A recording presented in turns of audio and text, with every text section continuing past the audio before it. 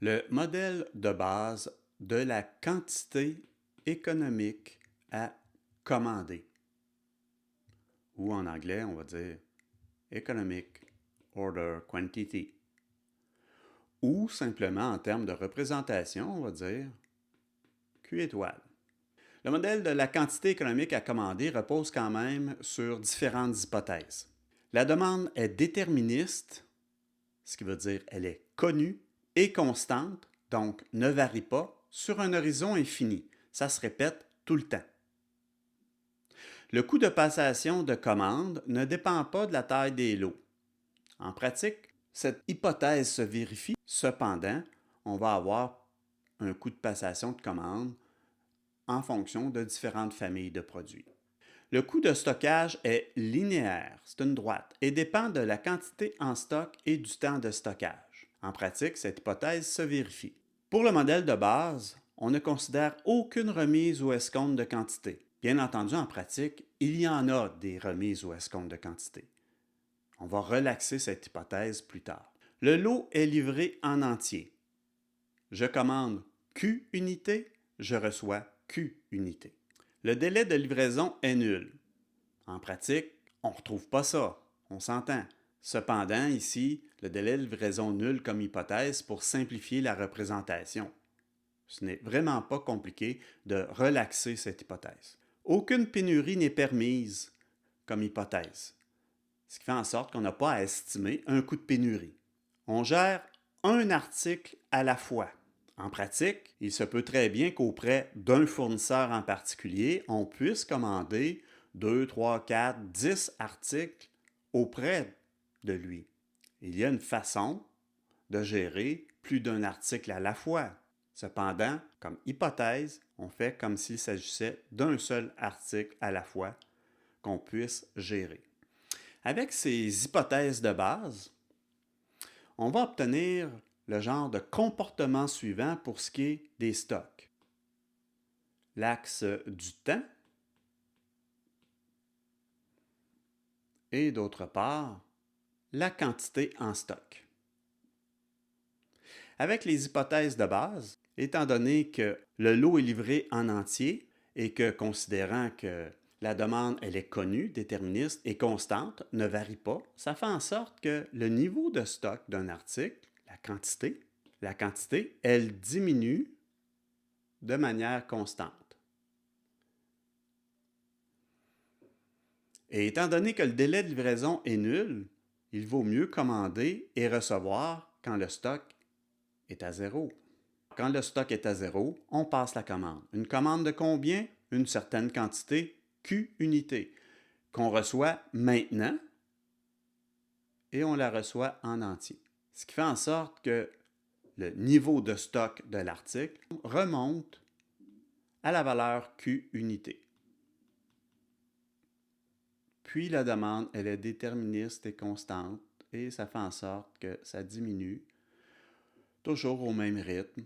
Puis quand le stock atteint zéro, on passe la commande à ce moment-là, une commande de Q unités qu'on reçoit maintenant en entier et le stock remonte encore à la valeur Q unités et ça recommence. Nous avons donc, en termes de temps, une période de réapprovisionnement ou d'approvisionnement, simplement. La demande, elle est exprimée par D. Et comme la taille de l'eau est Q unités, le temps entre deux commandes est donc Q sur D. Maintenant, un autre graphique, mais cette fois en fonction de la taille de l'eau Q et en ordonnée, le coût total pertinent. Le coût de stockage est linéaire. Il dépend de la quantité en stock et du temps passé en stock. Il s'ensuit que plus la taille de l'eau est élevée, Q, plus le stock moyen, qui est Q sur 2, est élevé. Et à ce stock moyen Q sur 2 est associé le coût unitaire périodique de stockage. Petit h, le taux de stockage, multiplié par le coût unitaire de l'article, C. Ainsi, le taux périodique de stockage multiplié par le coût unitaire de l'article, ça devient le coût unitaire périodique de stockage, multiplié par la quantité en stock en moyenne durant un cycle, soit Q sur 2, ça donne le coût total de stockage, associé à la taille de lot Q. Le fait de passer une commande, la taille de lot est Q, c'est pour satisfaire de la demande D sur un certain horizon de temps. Puisque le temps entre deux commandes est Q sur D, on passe combien de commandes durant cette période de temps-là? C'est D sur Q. Et à chaque fois qu'on passe une commande, il y a un coût de passation de commande valant la variable ici S. L'exemple, c'est 100 $. Plus la taille de lot est élevée, moins le coût total de passation de commande est élevé. Nous avons un certain nombre de commandes que l'on passe durant la période de temps, soit D sur Q. Et à chaque fois qu'on passe une commande, est imputé le coût de passation de commande S. À n'importe quelle taille de lot Q, correspond un coût de passation de commande au total, ainsi qu'un coût de stockage au total. Si on fait la somme des deux, on obtient le coût total pertinent à cette quantité-là.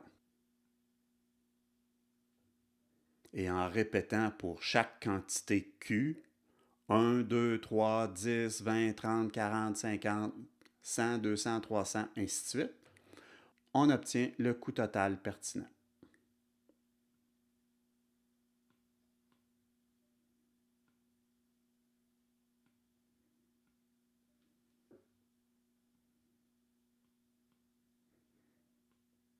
Et ce coût total pertinent, c'est une fonction non linéaire qui a un minimum sur l'ordonnée. Évidemment, ce minimum correspond à une certaine taille de lot Q, qu'on va noter comme étant la quantité économique à commander ou Q étoile.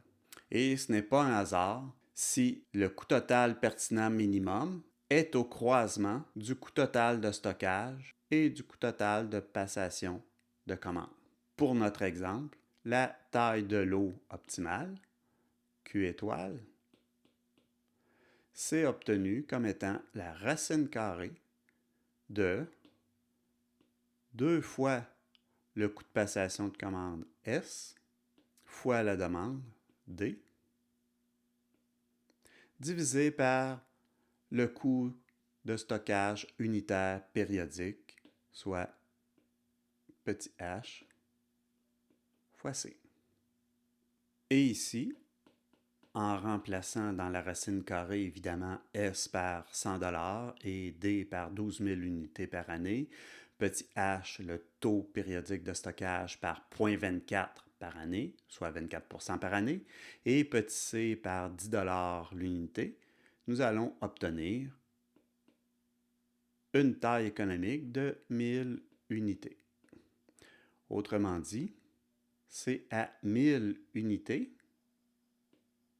que le coût total pertinent est le plus faible. Et ça peut être calculé, bien entendu, en remplaçant Q par 1000 unités. On va donc obtenir S fois D sur Q plus petit h fois C fois Q sur 2.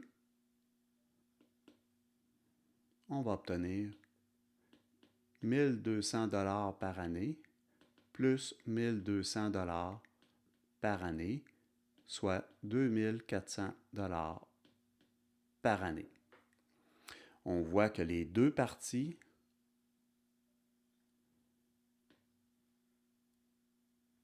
sont égales lorsque la quantité vaut 1000 unités.